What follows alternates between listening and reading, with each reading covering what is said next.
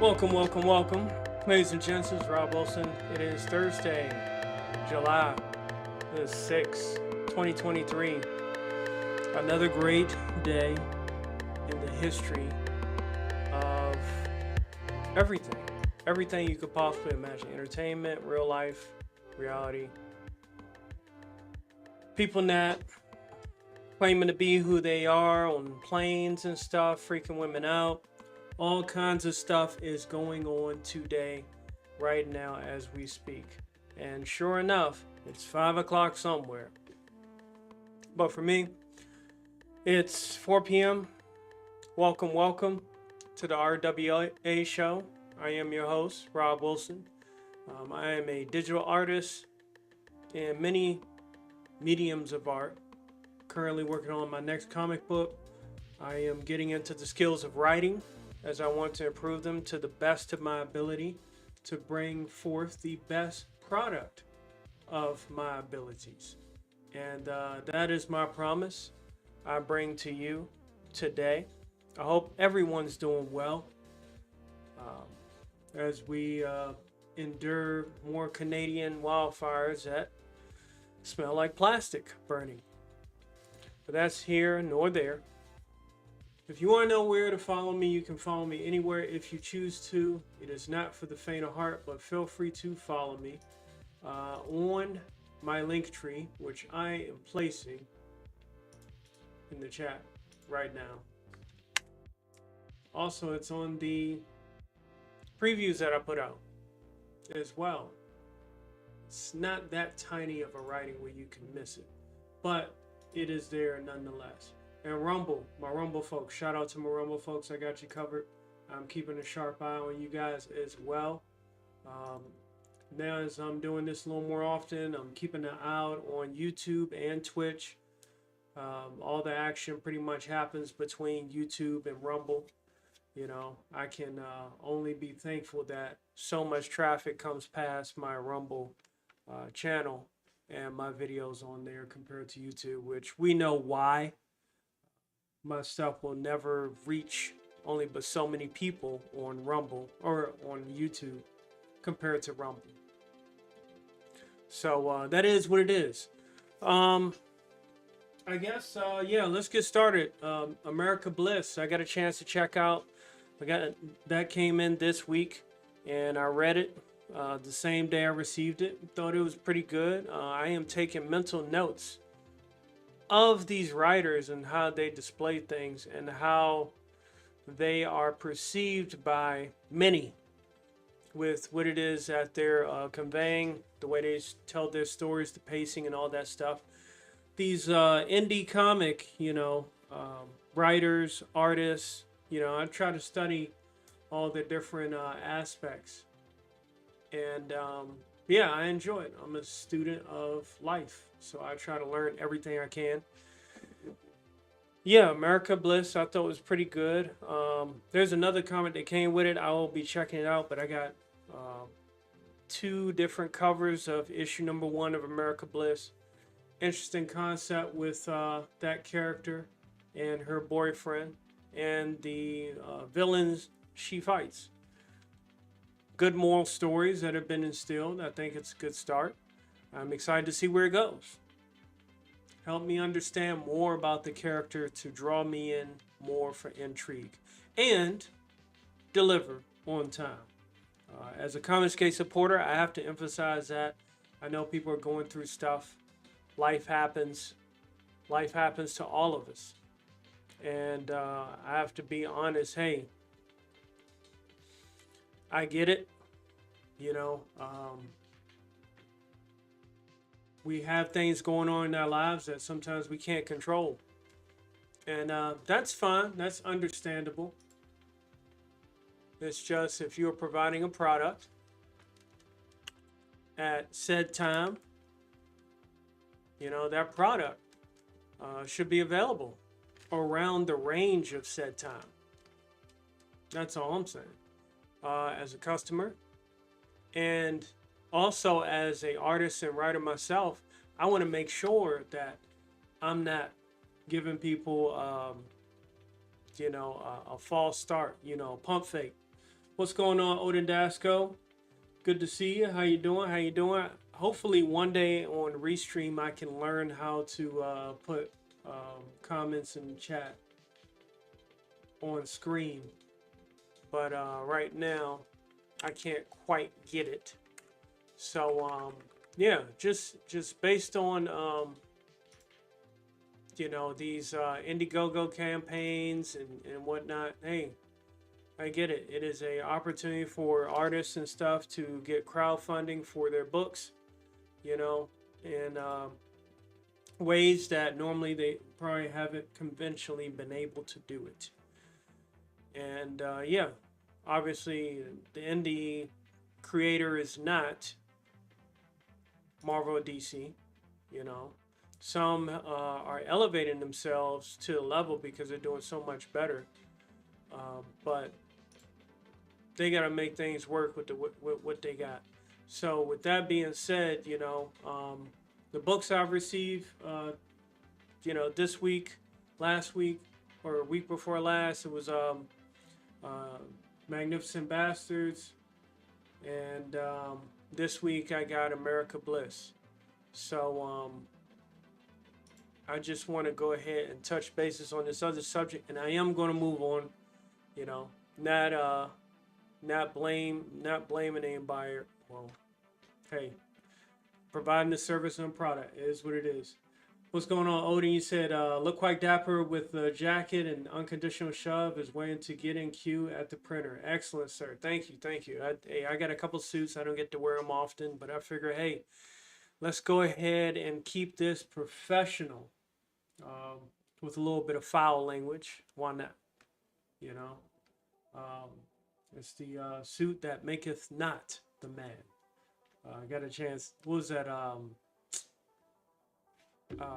Kingsman, the first one. I was watching that a little bit earlier today as I was prepping. But yeah, I've been writing more than I've been drawing. But I do want to draw some attention to this. So this Cyberfog second chance for Cyberfog 2 Wreck Planet. So let's see, holiday main. So yeah, I have it up here. I see the updates because I backed it August 17th, 2022. You know, this is the Cyber Second Chance one. The campaign is closed, but I do see EVS about 5 days ago is already promoting Cyberfrog 3 Red Extermination, which launched on July 4th. If you're a big fan, back it. But I have to go ahead and put out the uncomfortable truth. You know, what I paid like $250, the all-in international package or something like that. Yeah, they won't let me show it. And it's coming up on a year. I get it. Things happen. But for me personally, I cannot in good faith purchase the next installment of Cyberfrog until I've read this one that I just paid for. So just to be fair, you know, that is my stand on it. I do hope it looks like it's doing great. You know, the next installment. Let's see. Yeah, EVS is doing great. He's on his way to 500,000, 28 days left.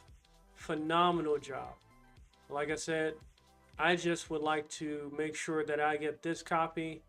This is the one that I purchased, contributed back in July. So I got the all-in worldwide subscription. A lot of good stuff.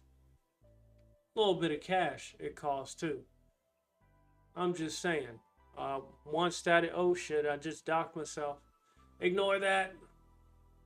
Ignore that. I don't care. Knock on my door, you about to get to business. But this is what I paid for. I'm just waiting for it. That's all I'm saying. That is all I'm saying, ladies and gents. Let's see. So, with that statement being made, as I will be a continuing customer, because I like the first Cyber Frog, Blood Honey books. I thought it was pretty awesome. What's going on, J Bot? J Bot Velasquez, Mighty Bot Studio. What's happening? What's happening? Welcome, welcome. I was just putting in my little 2 cents about the books that I have received that I enjoy, and how that makes me a repeating customer. Obviously, if there are books that are not um, received as I pay for them, and takes them longer and longer and longer to release, hey, to be honest, I'm probably not going to continue to be a customer. I know Eric July stuff is going to be on time. Magnificent Bastard stuff was on time.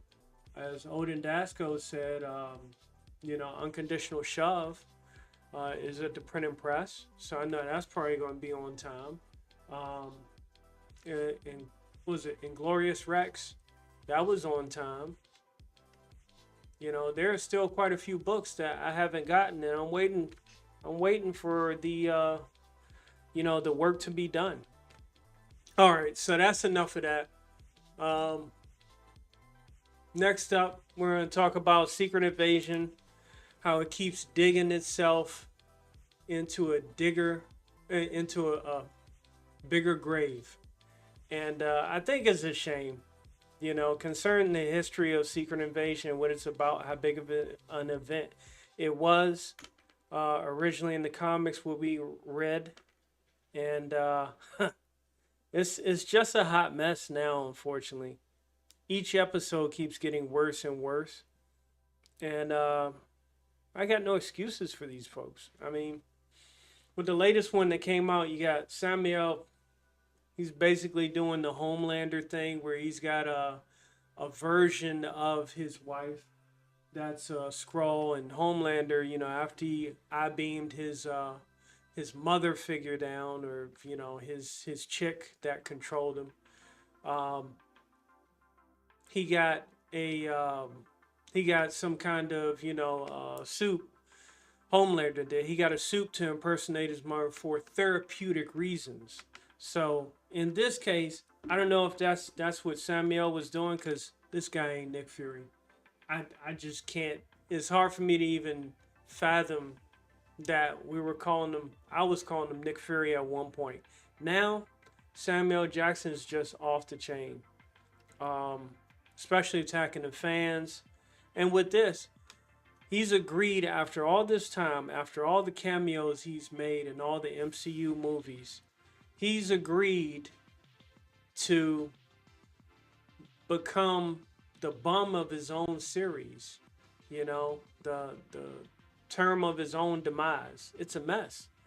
So no Fantastic Four involved, as we know. That's like if I take America Bliss as a director and said, well, she has no father figure the way I'll make it to inspire her. Only two moms, and she got her powers anyway.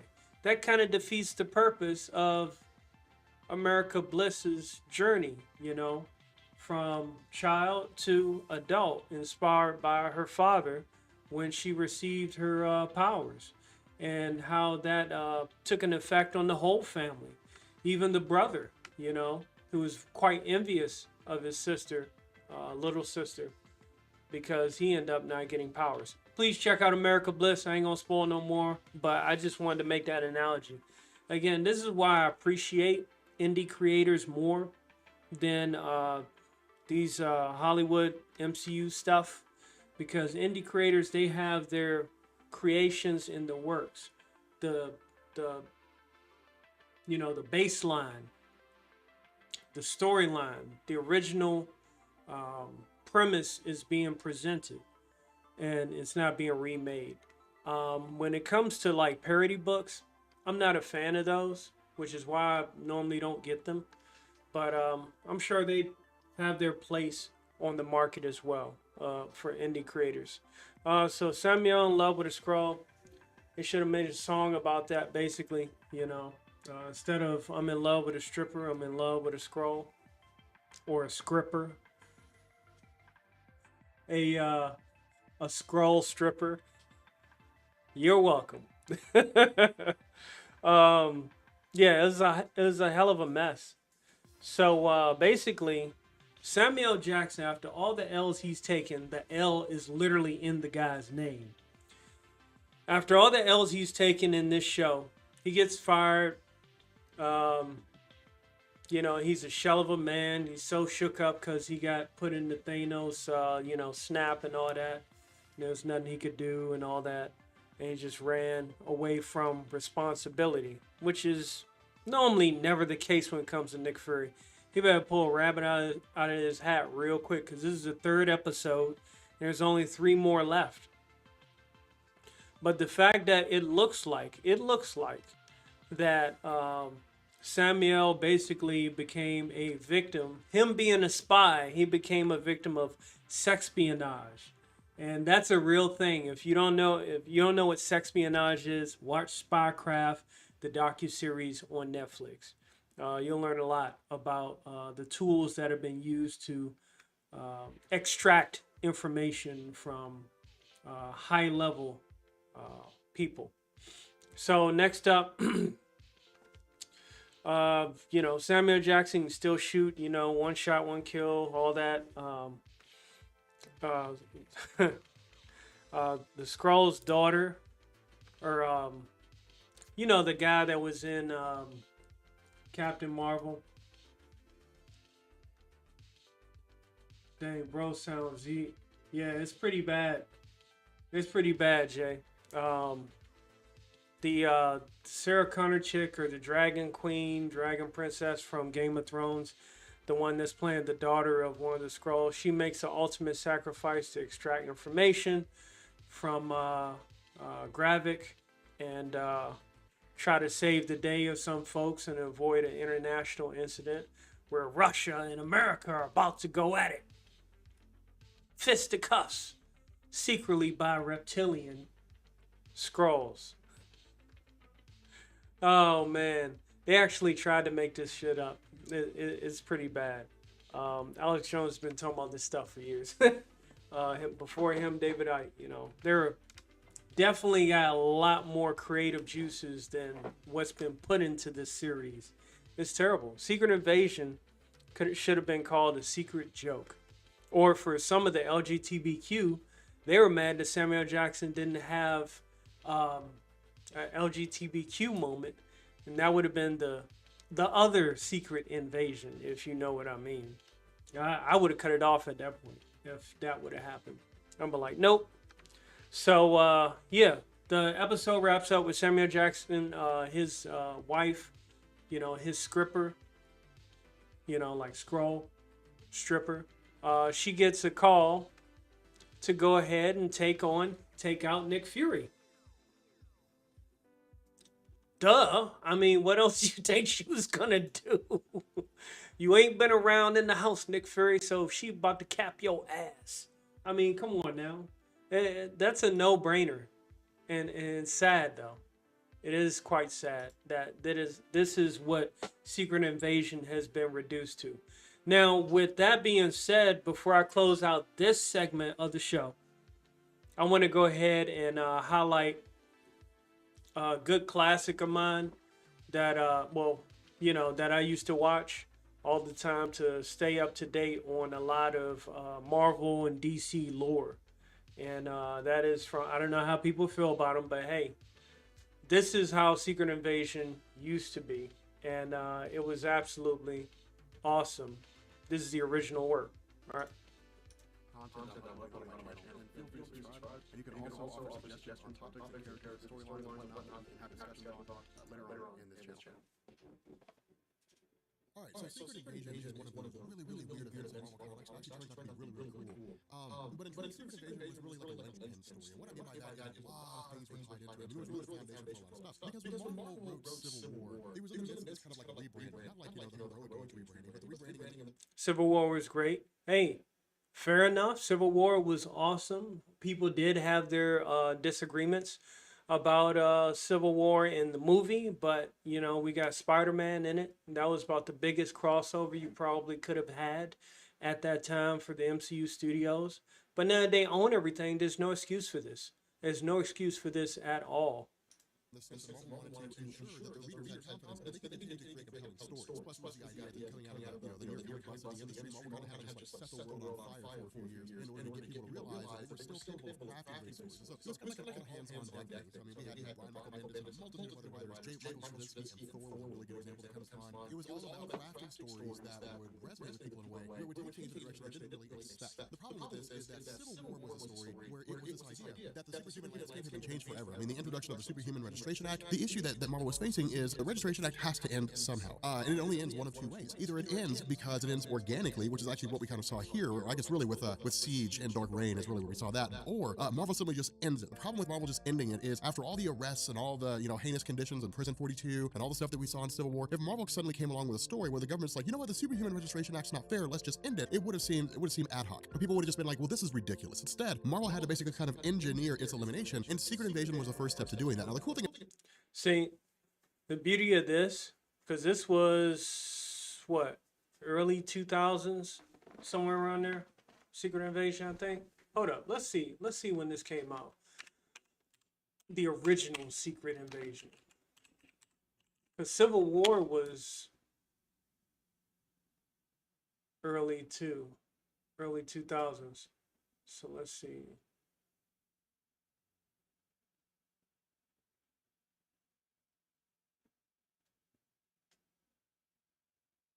Absolute madness, man.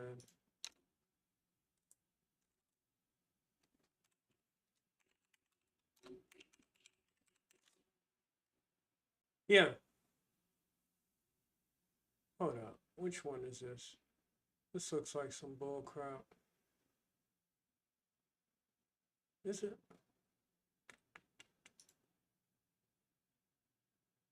Oh, they got a new Secret Invasion. See, that's what I'm talking about. They're about to rewrite it again. Crap. That is crap. Okay. Secret Invasion #1, which was June 2008. Like I said, early 2000s. Civil War came out before it. So I remember that. This was where, Marvel Comics was still doing somewhat a decent job. And now they just went full on retard, you know what I'm saying? Mo Biggs, what's going on, brother? Said, hey, Rob's back. Oh, Secret Invades. Yeah. The Vespis is more entertaining than Secret Invasion. That is for sure. About this is the Secret Invasion really has its roots in Brian Michael Bendis' run of the New Avengers, or not really New Avengers, but like the Illuminati's introduction. And what Bendis basically said here was that at one point in the history of the Marvel Universe, the Kree and the Skrull had basically waged war against one another. Now, I have a whole video on why it is they waged war against one another. The idea was that along the way, the Illuminati on Earth had basically gone to meet with the Skrulls. And the reason why is because the Kree-Skrull war had almost impacted Earth. And the Illuminati of Black Bolt and Name of the Submariner and Doctor Strange, Reed Richards, all these guys, they basically all gone to the Skrulls and said, if you ever come close to Earth, if you ever do anything that will cause problems on Earth, we will come back and we will obliterate your planet. In return, y'all let me know how the volume sounds. I know y'all getting, there's a lot of Z's and a lot of Z's in the chat. the Skrulls kidnapped the Illuminati and just studied them for a while and then released them, which in the eyes of the Illuminati was, almost in the blink of an eye. But for the Skrulls, they had basically gone through, analyzed the human DNA, copied them, and so on and so forth. Now, while this was going on, there was a princess of the Skrull Empire named Princess Varanki, I think it was. And she had basically popped up one day and said, hey guys, there's going to be a prophecy, or there is a prophecy, where the Skrull Empire will be destroyed, and when that day comes, we need to have a place to go to. Ultimately, she was basically arrested and cast out for heresy, but then Galactus destroyed the Skrull homeworld. And so because of this, she was more or less proven correct. And what was left of the tattered remnants of the Skrull Empire, those who realized the truth of her words basically rallied around her. And so what she did, along with a handful of other Skrull members, is they used the research they had regarding the Illuminati. They kidnapped a whole bunch of heroes before the events of House of M, and then they started replacing heroes before House of M. And so between... And you know what? It just dawned on me too. We got Alpha Proto in the house. Oh, this is one of the last events I ever read. Yeah, that's because it was worth it. You know what I mean? Too bad Marvel undermined the event by hyping Dark Reign over before it was over. Yeah, yeah, that was that's what they break down in here, and we're gonna get to it. I sped this up a little bit so it shouldn't take like a whole 30 minutes to go through it. Let's see here. Yeah, so it just dawned on me that if they were gonna make this a huge, the MCU was gonna make Secret Invasion a really huge event. There actually should have been. You could have had your Kang stuff, but a post credits scene should have had an entire council of scrolls because they're equally just important, if not more important, than Kang the Conqueror and the Council of Kangs. I think that would have been a lot more meaningful than the post credit that we did get at the end of Ant Man Quantumania. You know, Alfredo said, "I love that art style. That's how I want to draw my comic." Yeah, yeah, I kind of like it. I'm still a sucker for Brett Booth. Clayton Barton, uh, Todd McFarlane. Let's see, but yeah, this is what the kind of tones I want to add. Probably a little more vibrant colors, but it depends on the scene, right? Between the events of House of M and Civil War leading up to Secret Invasion, there were a whole bunch of heroes who were being replaced by Skrull replicants in addition to, normal members of society. Now, no one knew about this, but it was a way for Marvel to come back and say, remember how those characters were acting like out of character? Remember how, Tony Stark was acting out of character and, Carol Danvers was acting out of character and so on and so forth, and Reed was being weird? Well, that's because they were Skrulls. They weren't really the superheroes that we knew. Now, in truth, when it was originally announced, it seemed like kind of a lame excuse, but the story was anything but. And what happened here is that as part of the prelude to Secret Invasion, the Queen Varangi had basically, shown up on Earth disguised as Spider-Woman Jessica Drew, and on a mission with the new Avengers to basically infiltrate the Hands organization and retrieve a superhero that had been taken prisoner. I want to say her name was Maya. Jessica Drew will probably never be in the MCU because she's just a little too sexy, too sweaty in that leather too. You know, she's one of the last of the greats that used to be made as far as female heroines in Marvel Comics. Yeah, now the heroine's all fat or broken, doing crazy stuff. There are other words I want to use, but it's still early. It's still early. Successfully rescued, but Elektra was killed in the process. However, Elektra reverted to a Skrull form. And so what happened was Spider-Woman, Jessica Drew, along with a handful of other heroes, were talking about what to do. And Jessica Drew said, well, let's take Elektra to Tony Stark and see what he says, and we can figure out if he's a Skrull or not. Because at that point, the question was being asked, if Elektra was a Skrull and nobody knew, who else is a Skrull and nobody knows? Now, chronologically, in terms of discovering who was a Skrull and who was not, technically Nick Fury was the first one to figure it out because it's always Nick Fury. That's why. The real Nick Fury. The Hoff. David Hasselhoff. The real Nick Fury. That's him right there. Say what you want, you hate. I'm telling you, that's the real Nick Fury. He's never a broken man. Alpha Proto said, yep, that skin tight suit was problematic. That's why they put her in street clothes. Dang, she belonged to the streets. Sorry. Because Nick Fury's always the first one to know, and he's always the first one to go underground, and he's always the first one to form plans. Hence the reason when the world went to pot during Age of Ultron, they found Nick Fury alive in a bunker. Because he always plans ahead for things that are going on. Now, that's the key difference with this series, the original Secret Invasion, compared to the series with Samuel Jackson. Samuel Jackson is broken. He doesn't have a plan that we know of yet, unless they do that the last episode. I was faking my limp and all this and that. I don't see how you could solve Secret Invasion in one 6-part miniseries on TV. I really don't see how you can do that. Alpha Proto said if Spider-Woman ever makes it to the MCU, she will just be wearing her street clothes. Yeah, basically. Or they might actually Photoshop her voluptuousness, depending on who the actress is. Who knows? But yeah, let's continue. Tony Stark does is he takes this information and he goes to the Illuminati, Reed Richards, Hank Pym, these guys. Remember, Charles Xavier's not around at this point. This was after the events of House of M. So Charles Xavier, as far as I'm aware, is still gone. But he goes to them and he says, hey, look, guys, we need to do something about this because, you know, if Elektra was a Skrull, she's not the only one. There's no way she can be the only one. There have to be more, and we have to find a way to ferret them out. Now, what we also do here is we transition to the headquarters of SWORD. Now, for those of you guys who are familiar with All New, All Different Marvel, or reading All New, All Different Marvel right now, you will know SWORD as the organization that Carol Danvers is heading right now. But back here, back during the events of Secret Invasion, SWORD was being led by a woman named Abigail Brand, and she'll actually be pretty important later on down the line. But SWORD stands for Sentient World Observation and Response Department. It's one of several. Now, SWORD was introduced in WandaVision, and sure enough, as it rose, so did it fall and fail. I don't think they've ever been mentioned again. Mo Big says she'll be 9 months pregnant, and Black in Spider-Verse. Yeah, I know. I mean, I may watch Across the Spider-Verse, but I'm just not excited for it, man. I'm just not. Let's see. So the ship that Samuel Jackson came down from was like some other ship. It wasn't even. I don't even think it was SWORD. It was something else. I think it was specifically Kree technology.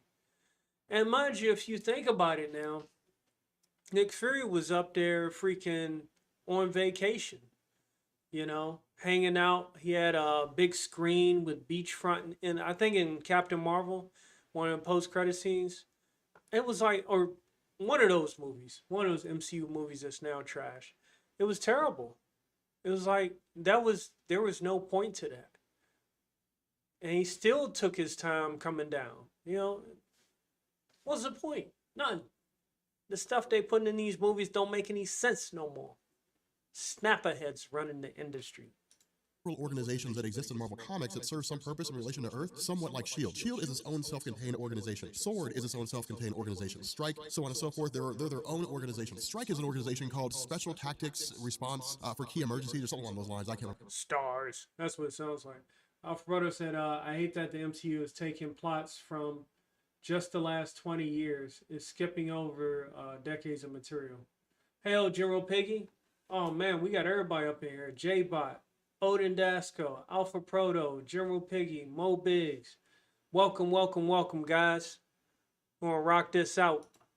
But it's an organization based out of London that's kind of like London's version of S.H.I.E.L.D. to a degree, except on a little bit of a different purpose. So instead of just monitoring, they actually act on stuff. But the fact remains, each organization has its own purpose. SWORD exists to monitor other worlds across the universe and make sure they don't become a threat to Earth. But this shows you how a cloak and dagger the Skrulls were. And the reason for this is because while SWORD is, doing their job and showing people what's going on, so on and so forth, we have a, object that comes crashing down onto the Earth and the Savage Land. And while this is being monitored by SWORD, we also have, Hank Pym, Tony Stark, and Reed Richards analyzing the body of Elektra. Now, the reason why they're looking at her body is because, to the best of their knowledge, from what they've been able to pick up, the magic of Doctor Strange, the technology of Tony Stark and Reed Richards, the various devices and so on, there was nothing to indicate that Elektra was a Skrull, which means there was no way for them to detect that she. Now I see why Nick Fury fell in love. Let me stop. Alpha Brother said Dark Reign going into Fear itself is where I dropped out of buying Marvel Comics. Yo, hot Skrull. Time to pause. Yeah. See, we're already on the same page. Yeah, a lot of those I missed. I guess those are like the smaller subplots after this big event. She was a Skrull. There was no way they could have possibly known. Telepathy wouldn't know, the various magics and so on. She was effectively Elektra to everyone who looked at her. And so because of this, the question they have is there a way to figure out what's going on? Is there a way to learn individuals are Skrulls? And so, again, Bendis throws a lot of stuff here, but as we pick up with a Secret Avengers hideout. Now, keep in mind, this is post-Civil War. So right now, the Superhuman Registration Act is still in effect. We still have the 50-state initiative, which we'll get to here in a minute. But, Luke Cage, Spider-Man, Hulkling, Wolverine, these are the characters that chose not to register and went underground, avoiding the Superhuman Registration Act at every turn, while trying to basically cast off the efforts of Tony Stark and S.H.I.E.L.D. So again, Tony Stark's still the director of S.H.I.E.L.D. A lot of the post-Civil War thing. Oh God, look at that team right there. Luke Cage, Iron Fist, and Wolverine probably shouldn't even. Nah, I ain't gonna dog Ronin like that. But Echo, there you go.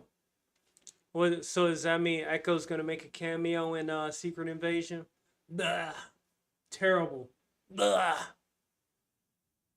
things are still going on here. But in the midst of all this, of course, they're basically told, hey, look, there was a device that crashed down in the Savage Land. Luke Cage and his team go to investigate, but we also have the Mighty Avengers who go to look at this. Now, the Mighty Avengers was a post-Civil War team that was led, if I remember, by Carol Danvers, and it was kind of like her own Avengers team because she was pro-Tony Stark during Civil War. And the Mighty Avengers was actually carried on for quite some time, and eventually Luke Cage became the leader of the second iteration of the team. But when they all get to the Savage Land, and of course they find this vessel, everybody's investigating. Now, on the surface, or at least almost immediately, it's this idea of, Tony Stark's team versus Luke Cage's team, and they do bicker, they do argue a little bit. There is a little bit of a discussion that goes on, but in the background, back at the Sword headquarters, we have Dum Dum Dugan, again, a longtime friend of Nick Fury, who's revealed to be a Skrull. And what he does is he sabotages the Sword satellite and blows it up. Now, there are a multitude of people who die, but some of the more important members, like Abigail Brand and a few of the upper staff, are basically ejected using some...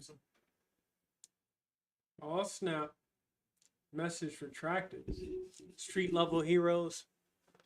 Pretty much. Kind of gelatin that basically keeps them confined and gives them some measure of oxygen for a time. But what we also learn is while all this stuff is being watched by Jarvis, by virtue of Tony Stark's suit, Jarvis activates a device that not only takes down Tony Stark's suit, but takes down all these different satellites, everything that Tony Stark has access to. Now, this is really important, and this is actually the reason why Tony Stark is ousted as director of S.H.I.E.L.D. at the end of the story, because the helicarrier Tony Stark can tap into using his technology, the various satellites that orbit Earth, he can tap into the entire defense system of the United States.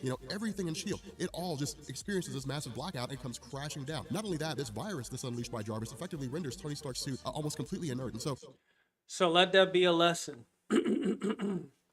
United States government, don't hand over all of your world defenses to Elon Musk.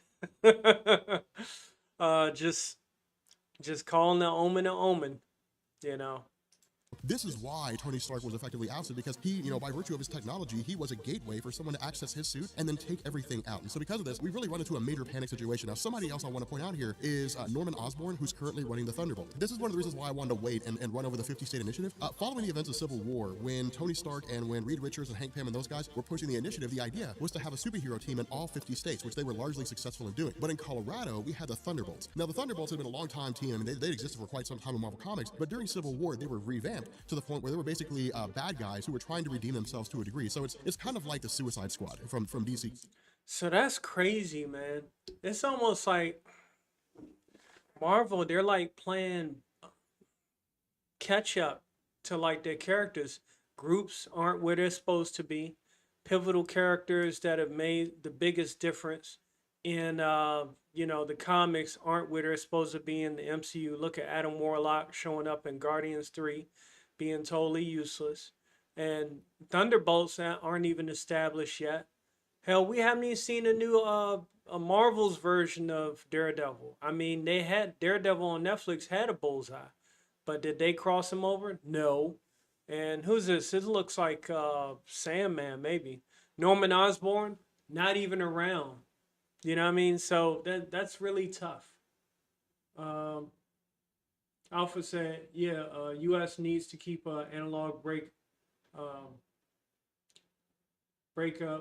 backup, keep some hard copies, keep some computers offline. Correct. Analog is never to be forgotten in case things go south. Never forget your Morse code. But yeah, and shave and a haircut. But yeah, I mean, these characters are so misplaced. And I used to have the excuse for the MCU of, hey, well, they don't have all the properties to the stuff that they want. Well, now they got them, and they're still dragging their feet, making the dumbest decisions. So there's no excuse for it. But all this can be used as, for especially the content, artists, people that want to put out comics and stuff. Keep in mind how important the source material is before branching off into something else, or even considering selling your product, whatever it is, comic wise. They're not going to use Norman for the Thunderbolts. They're using Julia Louis-Dreyfus. What the hell is Julia Louis-Dreyfus? What is she doing?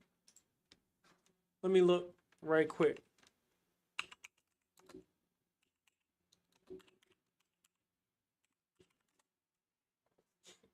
Excuse me.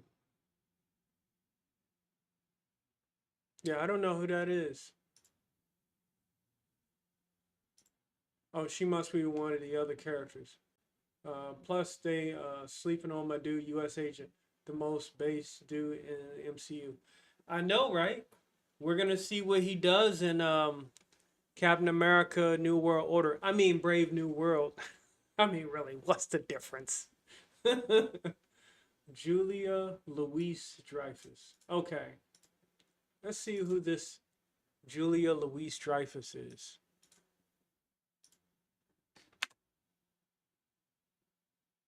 What the? Oh yeah, Madam Hydra. That's right. Yeah. Damn. Comics. But That's Norman that's Osborn is currently crazy. running the team, and the idea was to have the Thunderbolts, kind of operate out there in left field, carrying out various missions and so on and so forth to prove that they could have value. Of course, the entire incident here, I guess the entire base, is basically run up on by what seems to be a revived Captain Marvel, who has long since been dead. And so again, all these different attacks are all being launched at the same time. For example, Susan Storm is revealed to be a Skrull. She sneaks away as she's, on this tour of the Fantastic Four's Baxter building, and she basically goes into one of their technological rooms and activates the Negative Zone. And what it does is it snatches out the entire Baxter building and basically teleports it directly to the Negative Zone. So again, it's pretty much removed here, and it's sent to where Prison 42 is located. Now, at the conclusion of this introductory event, Look at all what we them have is superheroes. inside this vessel that crashes onto the surface of the world are all these different superheroes: Captain America, Jean Grey, Susan Storm, Luke Cage. But something that I want you to notice here is that the characters as they're depicted here are classic characters. More specifically, they are the characters when they were taken and duplicated by the Skrulls. So Luke Cage was taken and duplicated by the Skrulls, when he was initially starting a superhero career as Power Man. Jean Grey was taken by the Skrulls when she was wearing her iconic Phoenix uniform. Wolverine, back during his classic form. This shows you how far back everything goes, how long this plan's been going on when it comes to the Skrulls replacing superheroes. But it's also a way for Bendis to say, hey guys, here's how you differentiate between traditional superheroes and those who were Skrulls, or maybe how you differentiate between Skrulls and the regular superheroes.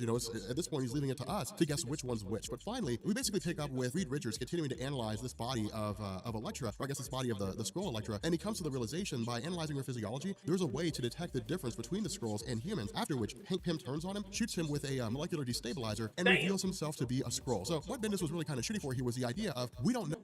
So that scroll basically did the same thing that Wanda Maximoff did to Reed Richards in Doctor Strange: The Multiverse of Crapness. It makes perfect sense. That's where they got it from. 'Cause that's how I was like, why she turned them into spaghetti? It made no sense, but I'm sure Reed Richards has been stretched all kinds of ways. Which, pause. You know what I mean? Damn. Know who's a Skrull and who's not a Skrull. It was really this cool story where the question was, who do you trust here? Now, at this point, things pick up pretty readily in the sense that we have, all these different heroes fighting each other back in the Savage Land. I mean, it's Spider-Man versus Spider-Man. It's basically these heroes going against their own counterparts or some of the most notable versions of themselves. For example, we have... Now, if I can make a note about that, just on the writing aspect, or I guess the artistic aspect, this is just me learning on the fly, but I'm guessing you would have to come up with a whole list for this scene and have a separate list for this scene, one being scrolls and one being the actual superheroes, for the artist to make sure that that difference is made. For panel and panel action, in the previous panels, you had all those superheroes that arrived, and you want to make sure that you still have those same superheroes there unless something happens to them, or those imposters there. Because normally when scrolls take up a identity, they don't really switch it up too much, only based on what they see. Which I could be wrong, but this is just me learning and giving my social commentary as an artist and a newly developed writer, trying to put the puzzle pieces together. So I may do better, with what I'm working with. But this is awesome. The Sentry going against Vision, but then Vision, of course, begins to basically draw out, or at least mimic, this aspect of the Void, which, of course, sends Robert Reynolds, flying away, sends him running away, so on. Because, we know if the Void were to actually emerge, it would lead to probably the death of everybody who was here. The Void would just wipe them all out because his power is limitless. The Void's power is whatever Marvel wants it to be at any particular point in time. That's kind of what his caveat is. But at the same time, we have Carol Danvers effectively taking Tony Stark away. And the reason for this is because Stark's armor needs to be revived in order for it to work. But more so than that, the fact that this virus affected his suit means, he realizes it's affected everything. And so what he says is, I gotta find a way to figure out what's going on with this virus. The entire world's in danger. Carol Danvers, get out of here, go to New York, and find out what's going on. Now, the reason why Carol Danvers was chosen is because of Alpha Proto said, how did Secret Invasion work in the MCU when they established the Skrulls as refugees? So basically, they're using the concept, the Skrulls, some Skrulls got bitter, and they started beefing amongst themselves because the main one that Samuel Jackson talked to, that had his family and refugees in Captain Marvel, that crappy ass movie. Um, he was like the main lead, and then you had some scrolls that became bitter because Nick Fury was gone for 5 years. He got to snap. So during that time, um, the promise that Nick Fury made to protect him, basically was kind of null and void because they weren't around. So they had to fend for themselves. And on top of that, the scrolls, one of the scrolls, he got exiled as leader, and he called like a million scrolls to Earth. So that's even more of a headache, a hell of a hangover that Nick Fury had to deal with during the series of Secret Invasion TV show, not to be confused with this great comic. Um, J-Bot says, so the Wolverine I've been reading as a kid was a scroll. Hey, Alpha Proto said that's a bad excuse. They should have left them invaders. Correct. They should have been established as invaders. The beef was between the Kree and the Skrulls, and Earth just happened to be the next trickle over point. Collateral damage amongst that galactic war. But I don't know how is it like. Look, here's the thing. If you Disney should know this. If you want to make money, Marvel should know this. They've been doing it before. If you want to make money, put out a good product. I don't know how is it they're getting shittier CGI, shittier actors, and just shittier writers to write this stuff out, man. Diversity is not worth the destruction of the source material. It's not. The day that Marvel figures that out, maybe it might be worth a purchase one day. Their comics and whatnot. But just like you said, Alpha Proto, these Hollywood writers think they can do everything better than the comics. They can't, and it's a shame they can't understand that, because they're not held to the same standard that these writers and artists were put back in the day. You had a crappy book. I mean, you wrote a crappy story for a well-known title. You were out of there, Jack. You only got a couple. You only got so many strikes. You kept screwing up. You were out of there, Jack. It's over. And then that's why it was a concept of you'll never be able to work in this industry ever again. That was a real thing. But now, if you were to fire, let's say a female writer that was part of a special protected community, and next thing you freaking know, they would start tweeting about the company online, and then attacking the company that way. Then they would backtrack and be like, oh, wait, you can keep your job. We didn't say you were doing that bad, but let's just kind of, once you start catering to psychos, you get a psychotic asylum in which they run it.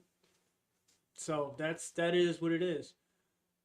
The fact that she is extremely powerful in her own right, really in anybody's right, to be quite frank. She can go toe-to-toe with the Hulk because of her super strength. She has the ability to absorb and project energy because of her time, or I guess her powers is binary. She has a wide array of abilities at her disposal, and so she's certainly a character you would want in your corner. More so than that, while all the other superheroes were fighting each other, of course the T-Rex came running through because it's a savage land and dinosaurs are there, but it created a really dangerous situation, and the reason why is because as long as they were fighting in one location, it was easy to know who was who, or at the very least, which version of the characters you were coming across. But now, when they're all kind of scattered everywhere, you don't know if the person you're running into is a Skrull, or if the person you're running into is an actual superhero. Now, the cool thing about this is that Natasha Romanoff is going to find a very simple solution to solve this problem. Of course, that comes later. But again, they're really just trying to get things sorted out. They're trying to get things figured out. But then suddenly we come across the arrival of Bobby Morse. Now, Bobby Morse had been dead for quite some time. Mockingbird had been gone from the equation, but her arrival here, as far as Clint Barton goes, is really more of a desire than listening to reason, because Barton's like, well, if she's alive, then that's awesome. I mean, she's here. That's great. And he's not really willing to listen to reason here. He says he is, but he's not, because in truth, the love of his life has come back to life. It would be like if Spider-Man saw Gwen Stacy alive once again. Sure, he might listen to reason to a degree, but in truth, he would be like, that's Gwen Stacy, she's alive, oh my god, and his irrationality would basically take over. His heart would start running the show. But again, back in New York, we effectively have...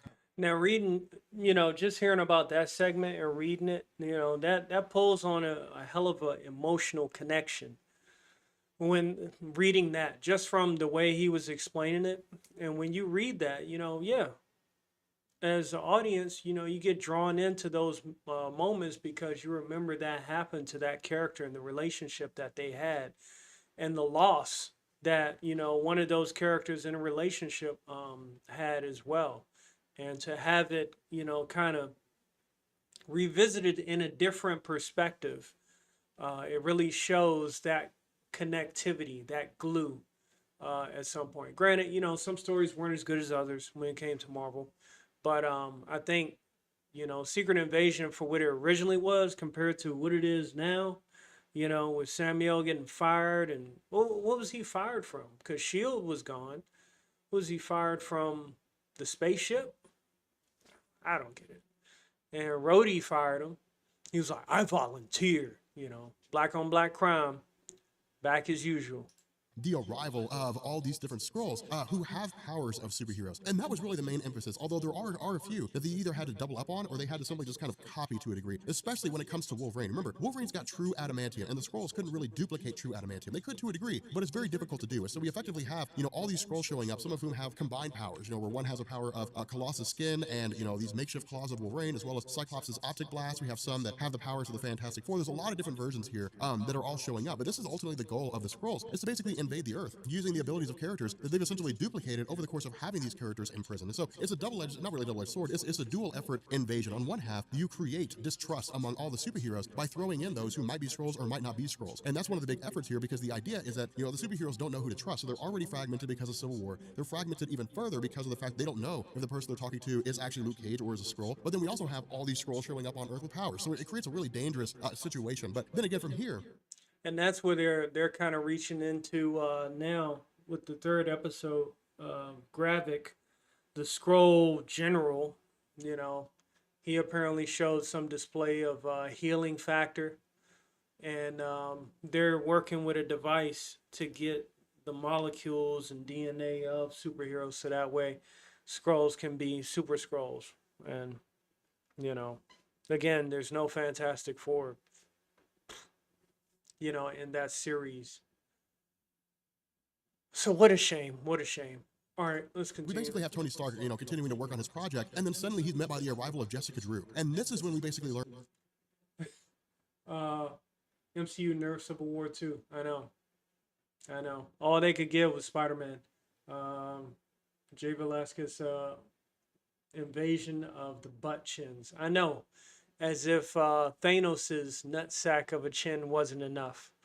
Then we got green men and women running around.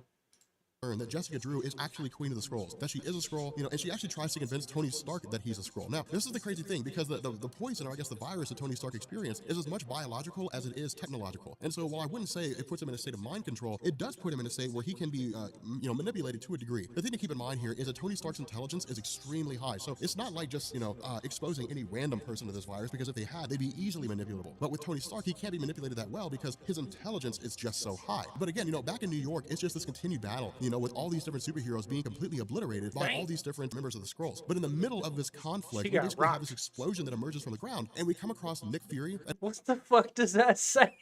Nick Fury with the .140 Glock. The 140 caliber Glock, bro. Come on, yo. One thing I will say, Nick Fury and Cable, them motherfuckers love having them BFGs, yo. Them Jones is no joke. Blast your ass to kingdom come, literally. Let's see. Our brother said, "Hey, how the MCU solved the Registration Act in one throwaway sentence." Yeah, the Sokovia Accords they had in the movies. But so now the 50 state initiative. Yeah, it happens. In comics, you can only keep like an overarching story going for so long.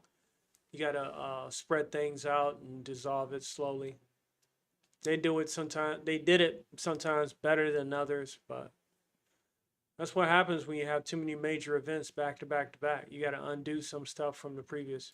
and his Howling Commandos. Now again, Nick Fury had been aware of this Skrull invasion for quite some time and had been working to try to gather, really try to figure out who it was that he could trust. Because you keep in mind, for Nick Fury's character, Nick Fury doesn't really trust anybody. The other half of this is that for those of you guys who saw Original Sin, this is a life model decoy Nick Fury. It's not the real Nick Fury. So because of this, Nick Fury never looks at anybody. Nick Fury still ain't even there. Oh, so is that the angle they're gonna pull?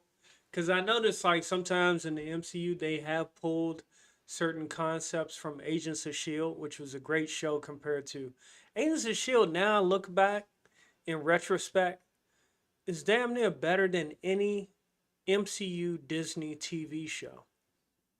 Its longevity, what they were able to pull off with Phil Coulson, having Ghost Rider on there, all that stuff they managed to do, having what's his name, Graviton on there. Way better than what we get now, man. That's a shame. I'm gonna see if I can buy the whole series on DVD, like the whole collection, or maybe on Blu-ray. I don't know. It depends. But I would definitely love to have that collection. Agents of S.H.I.E.L.D. was a winner, and Samuel was on that for at least one episode. So. And says, I can inherently trust that person. For him, it's only ever really a temporary thing. Now, again, at this point, moving away from Nick Fury's arrival with Daisy Johnson and all these guys. In the comic, they revealed that Nick Fury has been using decoys the entire time and still aging. When he get gray hair, they get gray hair.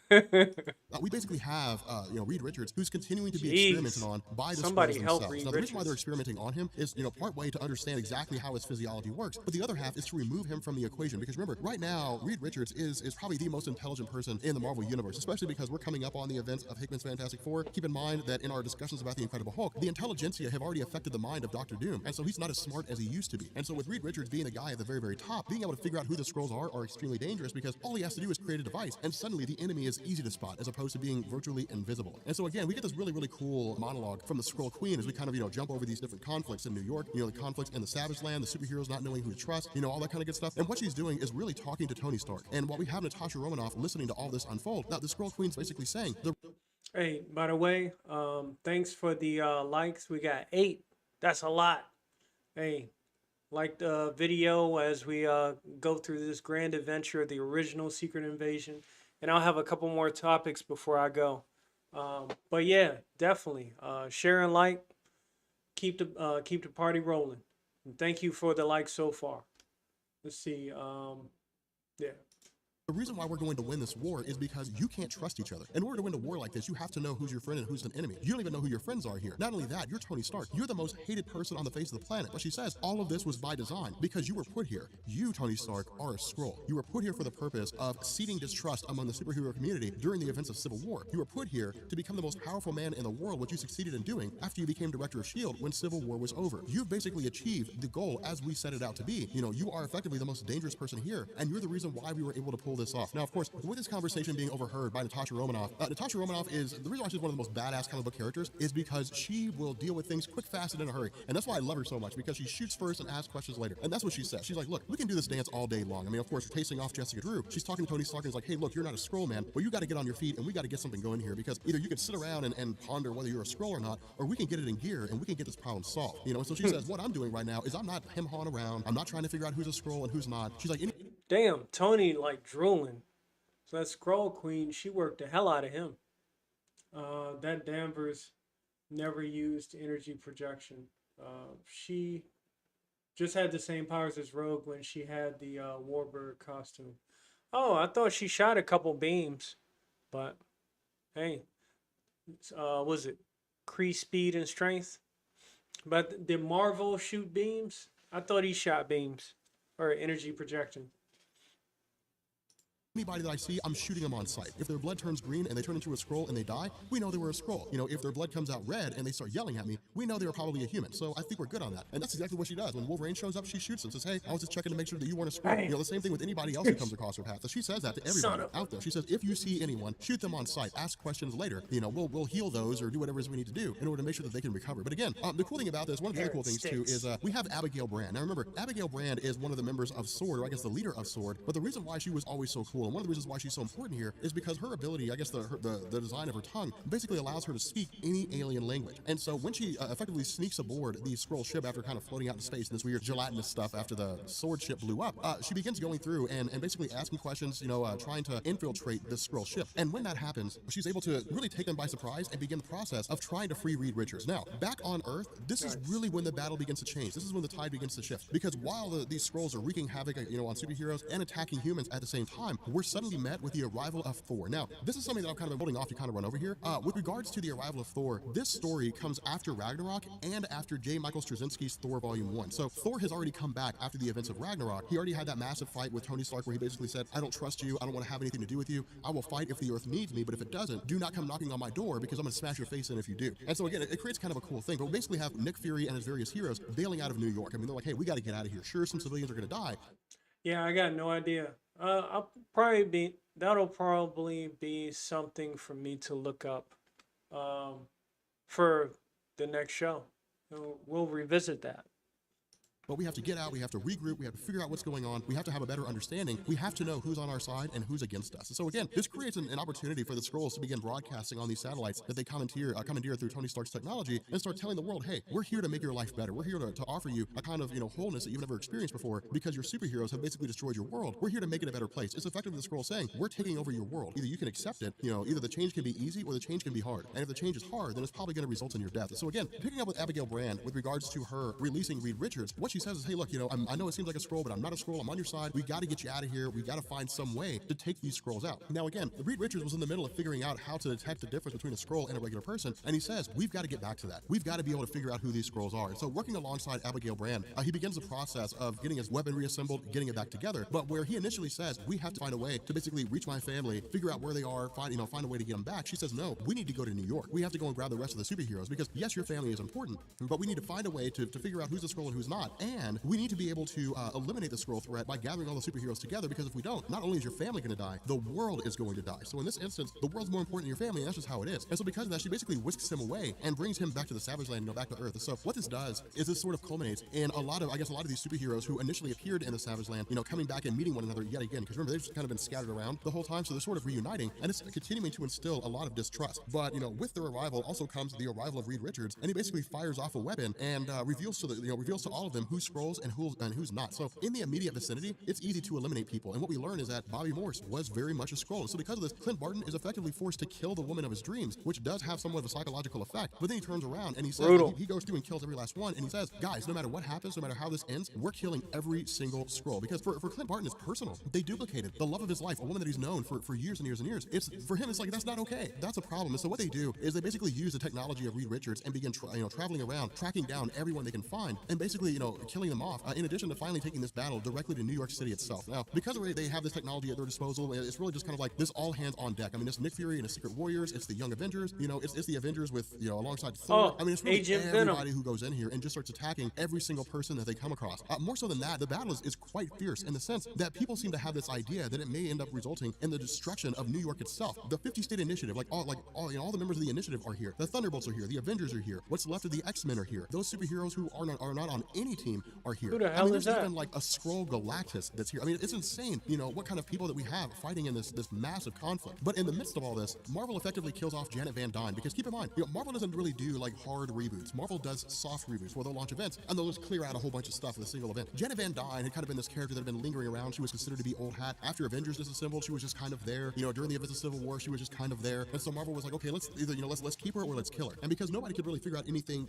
reasonable to do with her, they said, let's kill her off. And then let's just give Hank Pym another crisis of conscience, and he would actually become Wasp after this. But what ends up happening is Hawkeye more or less just goes on a rampage. And while he's killing off, all these different Skrulls with explosive tip arrows, he actually manages to penetrate the mouth of the Skrull Queen. Now, because of the fact that she's presumed to be dead, what ends up happening is one of the Skrull duplicates basically activates a particular button. Now, we didn't really know what this button did before, but what we learned is that this Skrull Hank Pym, prior to the events of Secret Invasion, had basically given Janet Van Dyne a new growth formula, a new giant woman formula that she could use in case of an emergency if there was some major conflict and they needed two giant people running around. But what was revealed is that this formula formula was actually basically would turn Janet Van Dyne into a bomb, like into a biological bomb. And so instead of, growing in size while she would do that, she would just begin to let off massive amounts of energy to the point that she would detonate and quite literally kill everyone. And so for those of you guys who saw my video on the Incredible Hulk killing, all the heroes in the Marvel Universe, that's basically where that was drawing from, is it was drawing off this idea that she was essentially a giant bomb that was just waiting to be activated. Now, of course, Thor steps in, and Thor is able to use his powers to whisk her away. But because of the fact that the actions of the Skrulls, resulted in the death of Janet Van Dyne, in their mind, it was the death of one of their own. Not only that, Janet Van Dyne was a founding member of the Avengers. She was the one that thought of the name. And so because of that, she's been around for so long, been such an intricate part of the team. It's not like a civilian died. It's not like a regular person died. Poor member of the Avengers family died. And in response, humanity loses it. Now, this is where everything changes. Because while the Avengers, especially Wolverine, prepares to basically kill the Queen of the Skrulls, Norman Osborn steps in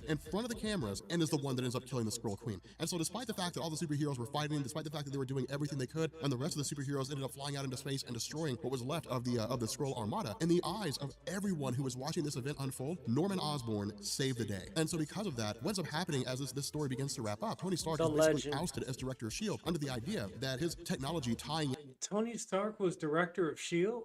I missed that one.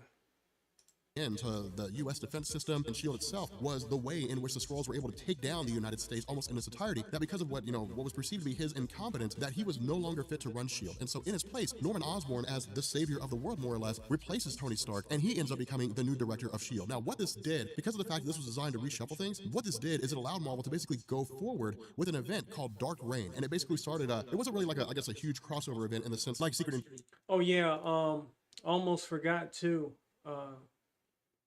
Oh, okay. Tony Stark became director of S.H.I.E.L.D. after Civil War. Oh yeah, they gave him additional powers to hunt down Cap's team. Also, another a wasted death in Secret Invasion and Samuel, Disney miniseries. They did a wasted death of Maria Hill, Colby Smolder's character. She is out of there as far as we know.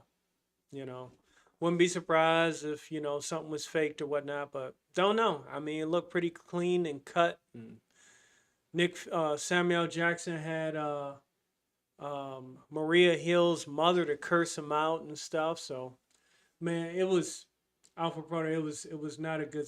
It was not a good. It was not a good death. It wasn't emotional or nothing. It was just like, damn, y'all just killed her for no reason. What was the point? Invasion. It was more or less like an event that was composed of just a series of smaller events, a series of small stories. Dark Avengers, Dark X-Men, stuff like that. But it also allowed Marvel to eventually transition into the heroic age around 2010, 2011. It was kind of a cool transition. But again, that's really what this is. It's really just Marvel setting the stage, creating a new status quo. And what we have is Norman Osborn basically going to what is perceived to be his own cabal. With the newly reformed Loki as a woman, with Emma Frost, Doctor Doom, Name of the Submariner, with the Hood, and essentially saying, now that I'm in charge, now that I'm director of S.H.I.E.L.D., we're basically going to use my power to essentially take over the United States and eventually the world. But with that being said, guys, we're going to bring this video to an end. If you are new here to Comics Explained, make sure you guys hit the subscribe button and become part of the Rob Corps. If you guys enjoy this video, I love that. That was awesome. Freaking Norman Osborn. I'm going to use my power and influence to take over the United States. Oh, man. I'm surprised they killed one of their characters. That Loki is a woman. Was Loki and Lady Sif's body. Oh, Lady Sif, yeah, from Asgard. What a hot mess. What a hot mess. That Loki series was a bust. That was when I stopped watching MCU shows all the way through. About the third episode, I was done. I was like, I'm out. No, it's not worth any more of that. So that's the original Secret Invasion right there. That was the good stuff. That crap that's on Disney Plus, that's not even worth the subscription price. So yeah, let's see. We got some stuff on oh my gosh, they got more stuff. All right, we got some stuff on Mortal Kombat 1. I definitely want to touch on that right quick. And then some other short segments, and that'll be it. You know, I thank y'all for holding on this long. You know, I had a long list. I'll try to make a list of topics to cover when it comes to the streams and stuff. Um, Alpha Proto said the old comics are great, but the MCU is not doing those stories justice. Yeah, the MCU started off with slight changes, and licensing rights became the excuse for those slight changes. And now they have the rights, and then they're just, oh, we can do whatever we want. It's crazy. They should stick to the origin stories. True, I agree. So, yeah, let's move on to what we got. Okay, All right. So Scorpion is back, and like most of the returning characters, hold up. Yeah, let's see what's going on with this MK1, man. I've been trying to keep a sharp eye on it. I'm excited for MK1 because tag team off the rope action. I guess you can't switch your styles anymore, but it still looks great as usual. characters in MK1, our design team kind of looked at 30 years of history, kind of like Liu Kang reshaped the world, in his vision. Right. Our design team kind of looked at the past. It was like, what are the core moves that you absolutely have to bring back? Absolutely. What are the moves that you want to kind of give a fresh coat of paint? Yep. And then what's the new stuff that we could do? Always So got to keep it fresh. Exactly. That's So with right. Scorpion, you start off, you have the spear, and you have the teleport. Basics. Straight 1992, you have to have it. They're back. Get over here. You get over there. But then, from Deadly Alliance, Hellfire's back. Love it. And then, And Neterax, of course. yes, Yep. in this game, it is a low, it is not unblockable, but if you EX it, it'll be the classic unblockable version. It lights you on fire. Okay, cool. Then, he has some new stuff, primarily using his rope and the hook at the end. Right. So, I'm not even going to try and say what it is. I know, but I'm not going to try Yeah, to it's too much pressure to get it right. He has this super long range sweep, anti-air, it's used in a bunch of strings, and he has special moves with it. I call that the... That's what it's called in the move list. And then one of the cool new moves is Air Spear, where he Oh banks my them in gosh. the air. Right. And this goes He got a perfectly well freaking with Air what we're talking Spear. about next, which is the air combos. Air combos Ooh. are back. They haven't been in a game for. Ip Man is back. Donnie Yen is 2006. Yeah, So for it's just going on... Ip Man is back. Donnie Yen is Kung Lao. That's going on 20, yeah. Oh, and I love that combo. It's like almost classic MK3 smoke. Yes. Right? The knee to the pop-up. Ooh, wait. So air combos can be used to end combos, but they can also extend them. Like you'll see here, do the one thing in the air, they bounce up, and you can continue. See if we were playing today, I'd be doing this with my mouse. There's also some that end in throws, splats, all different kind of reactions. Where is a swaggy combo? We got it. Oh, Damn. I wouldn't have done that. No. And then you can 16 also do hits. cool stuff with your cameo. Like you were saying earlier, maybe you want to double down on your stuff you can do. Yeah.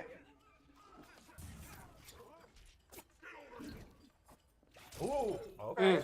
Also, I think it's his 3-3-3 combo. Also reminds me of like a classic combo too. Yes. Yeah, like the another MK3 combo, That's right? right. Oh my gosh, I love it. Just those little nods and throwbacks. That's some of my favorite. Air combat is one of my favorite things in this game as well. I've had so Absolutely. much Man, they fun, got like, some trying air to, like, combos rack my in brain. here like it ain't no joke. I done seen some air combos. I almost thought I was watching Marvel's Capcom 3.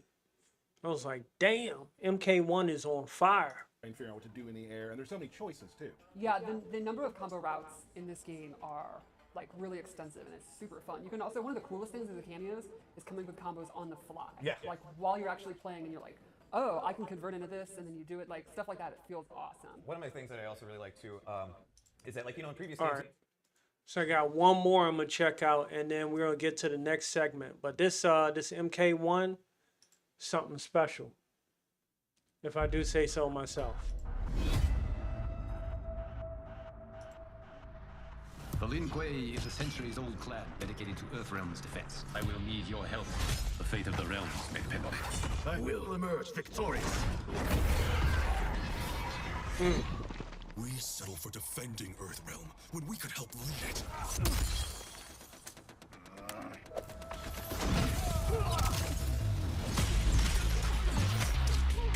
Come on, baby. Oof.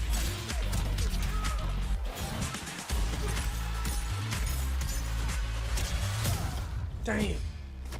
Where there's smoke, there's fire. Whatever it takes, I am with you. We may not share blood, but What we the- are brothers. Look at this young smoke. Oh my gosh. Cyrax blows himself up. Woo! Golly. Dang. We will achieve greatness. We can't abandon traditions. The Lin Kuei we have been expecting. Alpha Proto said, I haven't played the 3D MK games. The gore got too real. Yeah, it's brutal, man. It is brutal. Johnny M. Uh-oh, Sector. Oh Lord, here we go. Iron Man. Oh my gosh, this is crazy. Oof. Liu Kang sent you to learn our secrets. Who is that? Will fall upon you like daggers from the sky. Waterman? Or is that Rain? Yeah, that's gotta be Rain. That's interesting they gave him a staff.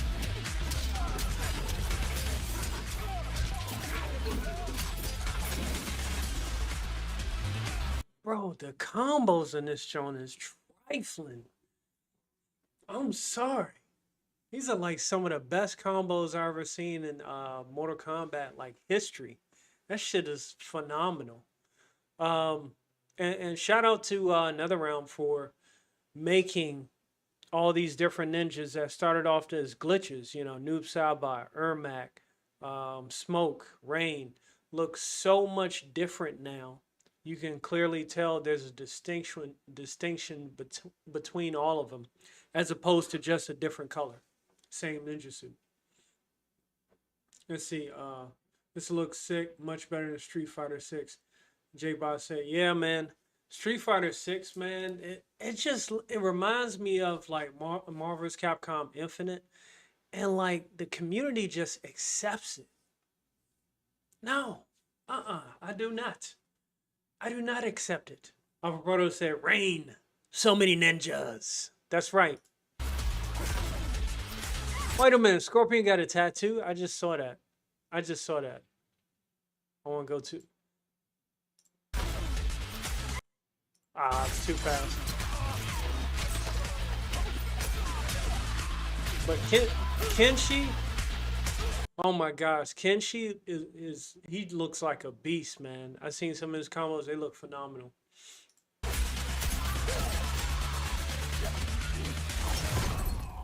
A Lin Kuei's flame is not easily smothered. Whoa! Toasty! Oh! Smoke bomb. Oh! Whoa!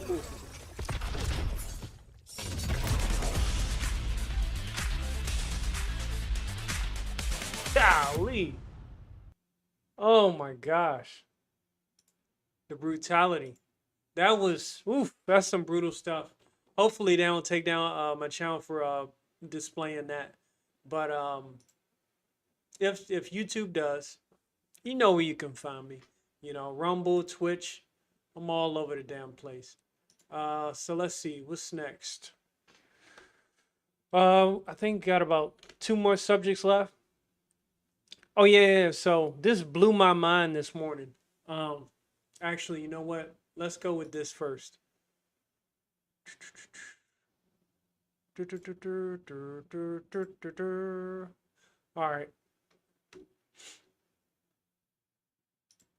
All right, so Sound of Freedom, which is a independent film funded by Angel Studios, and I remember I had a conversation with 80s Made about paying an independent studio, like crowdfunding an independent studio to make the stuff that you want to see. And he probably, you know, from what I could tell, you know, he said it sounded great and all, but I don't think he was too keen on it, on the idea. But however, I will say probably the biggest blockbuster of Sound of Freedom right now. The biggest blockbuster out of Angel Studios is Sound of Freedom.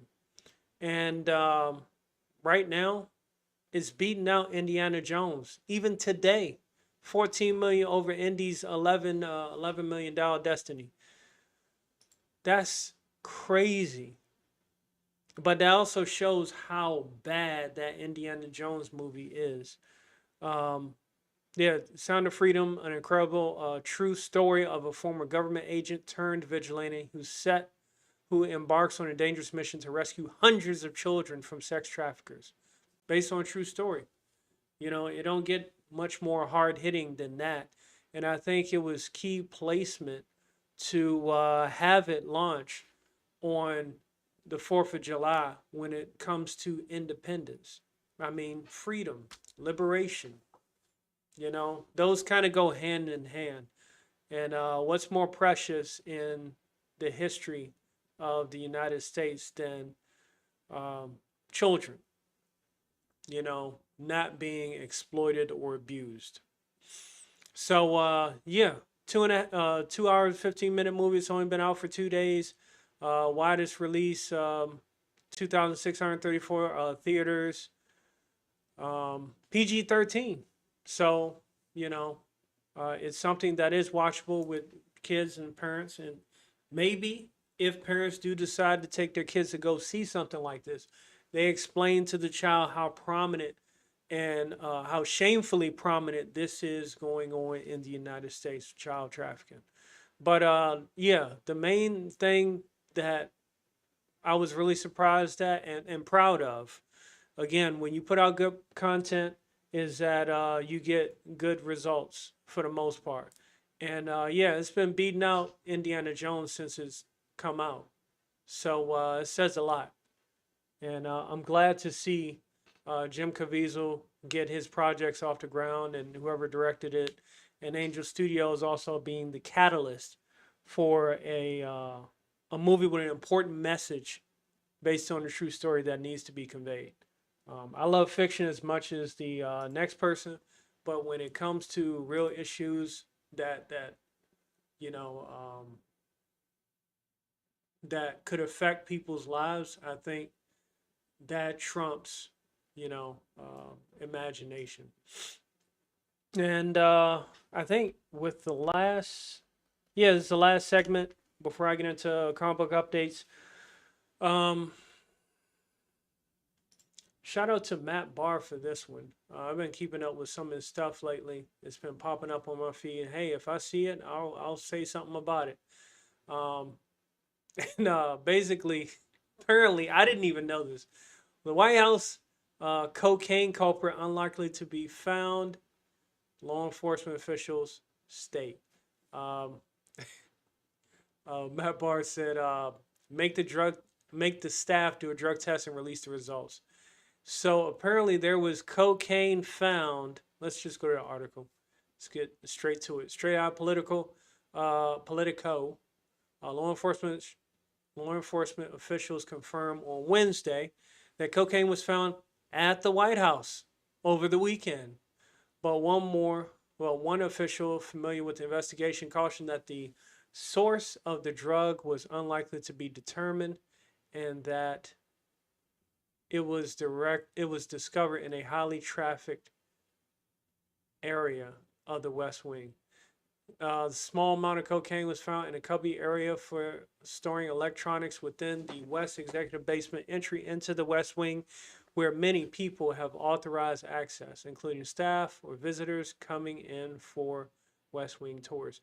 Normally they pat down people when it comes to tours and stuff, or they pull things out of their pockets and, quick searches done. That's normal procedure for important areas of interest when it comes to visiting areas like the White House, places like the White House. Where many, let's see, asked what the chances were of finding the culprit, the official said that it's going to be very difficult for us to do that because of where it was. Even if there were surveillance cameras, unless you were waving it around, it may not have been caught. by the cameras, added the official who spoke on the condition of the amenity, given that it's an ongoing investigation. It's a bit of a thoroughfare. What the fuck does that say? Thoroughfare. I never heard of that. People walk by there all the time. I'm not playing her. I can barely stand listening to her talk. But yeah. So exclusive footage of possible activity here.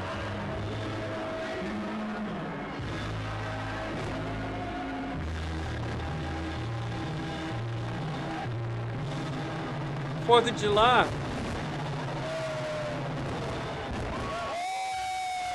Oh my God. Let me turn that down.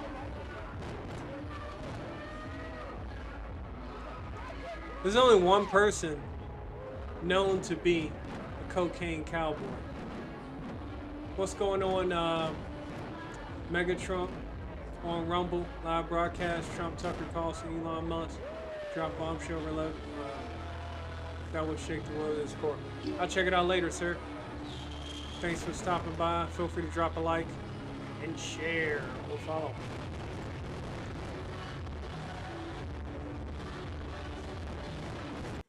Alpha Brother said,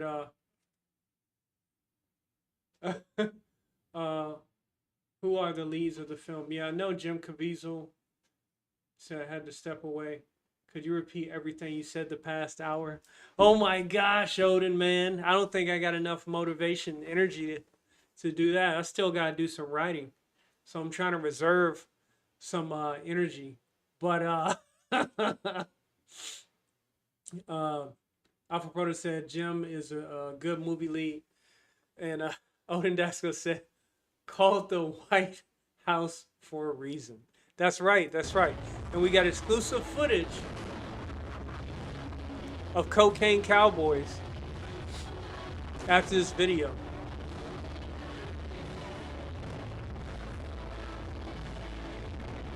Look at this. The first family. Absolutely amazing, aren't they? I don't know. Who's a little jumpy or antsy right now?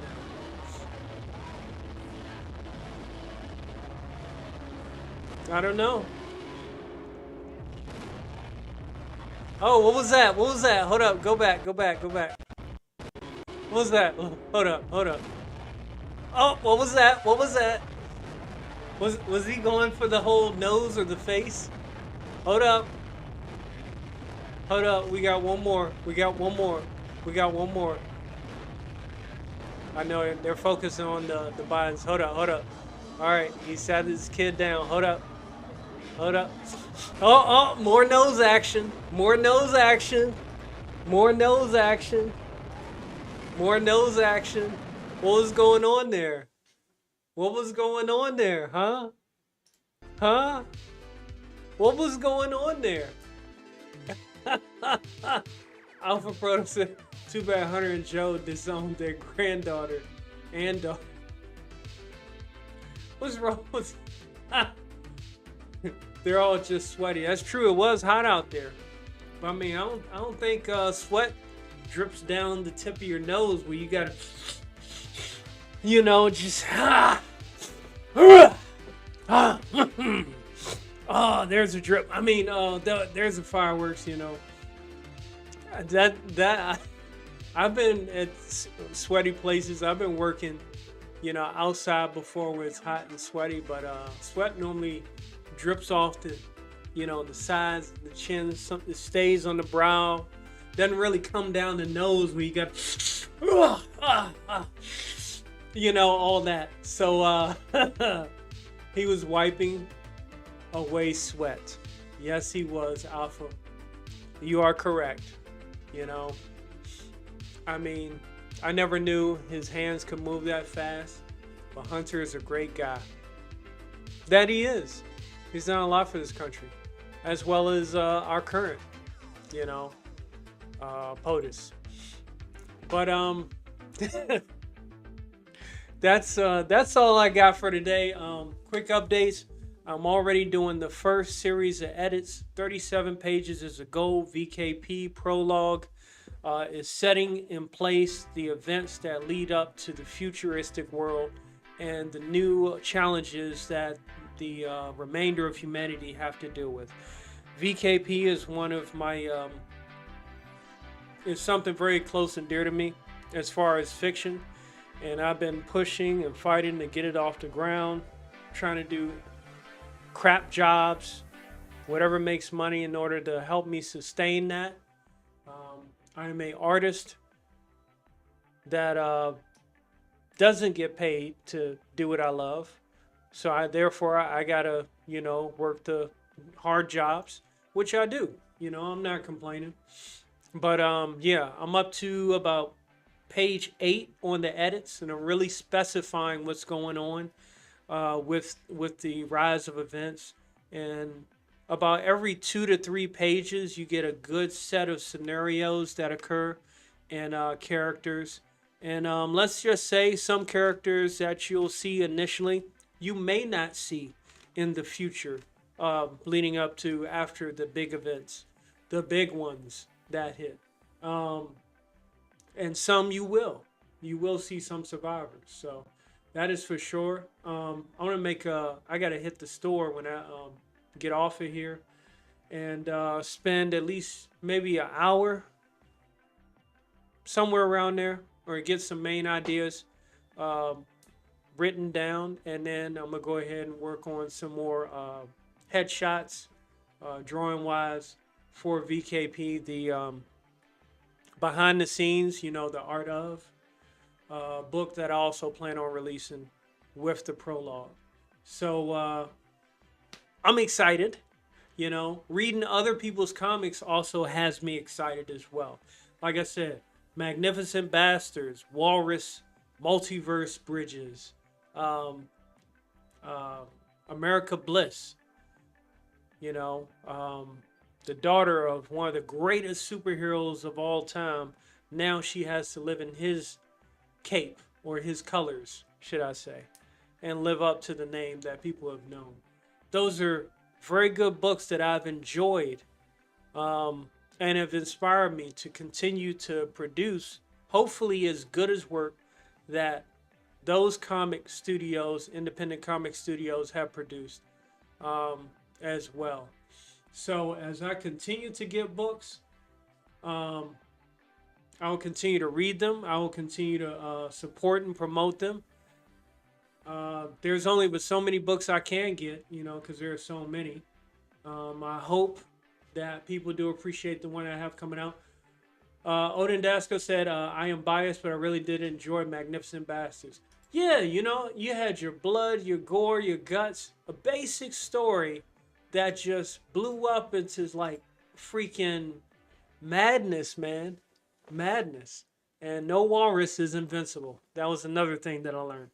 So with that being said, ladies and gents, I'm Rob Wilson. Thank you for joining me for another segment of the RWA show. And for next time, which I don't know when that will be, hopefully next week, we'll see. We shall see. I'll be back on and we can rock and roll again. And I'll have an array of topics to cover as well. And I'll give you more progress updates. So thanks again. Alpha Proto, Odin Dasco, Mo Biggs, General Piggy. Who was the first? Dang, almost got everybody. J-Bot. Thank you all for stopping by and enjoying this segment and stuff as we revisit the original greatness that was Secret Invasion, and not this nonsense that Samuel Jackson is playing now. I mean, can you imagine? Agents of S.H.I.E.L.D. is better than this show. Luke Cage is better than this show. That's a shame. So, normally when you progress, you want to go forward, not backwards. And they're just like doing all their worst. It's a shame, but it is what it is. Thanks for watching it, guys. Good show. Alpha Proto said, thank you, sir. Appreciate it. I will see y'all hopefully next week, if not the week after that. And we're going to make it happen again. And yeah, that's what we got. God bless America, because we really need it. And remember to keep it omni. Keep your head in the swivel. Watch your back. Look out for shapeshifters. All right, y'all take care. Peace.